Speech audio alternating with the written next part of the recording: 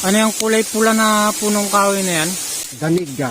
Ha? Danigga. Danigga. Yes. Bakit kaya kulay pula yan? Ito yung mga magandang kahoy. Paano mo nasabi na first class na punong kahoy yan? Kapag ilagay mo dito sa tubig ay lulubog siya. Ah, lulubog. Subukan natin. So, ibig sabihin, puro na punong kahoy yan. Yes po, So, sir. matigas talaga. Yes po sir. Subukan natin para maniwala ka sir. Oh, talaga? Yes. Lulubog talaga yan? Subukan Hindi natin, pa ako nakakita ng punong kahoy na lumulubog. Ang alam ko talaga, ang mga kahoy ay lumulutang. Ay po sir, kasi ito yung first class sa amin. First class na punong kahoy sa Yes, Sikalaw. Yes po sir. Tignan nga natin kung Subukan talagang natin lulubog yan. Siya, para maniwala ka na lulubog ka. O, sige. Hop. Aba. Oo nga, no. Oy!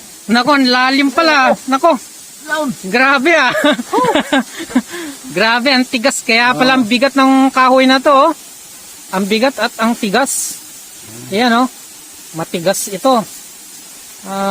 Talagang grabe.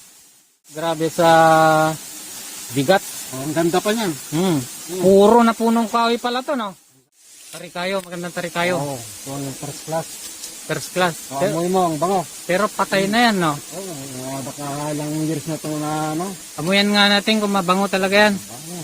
Mabango yan? Oo. Mabango nga, no? Sarap ng amoy, ah.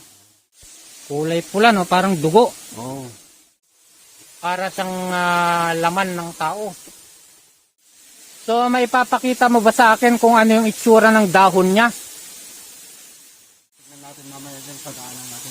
Okay, sige. Siyasatin nga natin kung anong uri ng punong kahoy ito.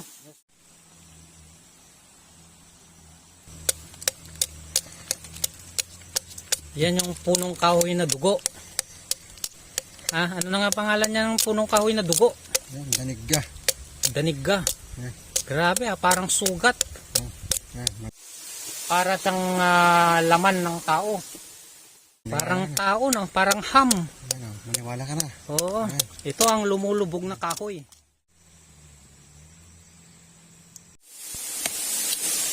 Ano yung kulay pula na punong kahoy na yan?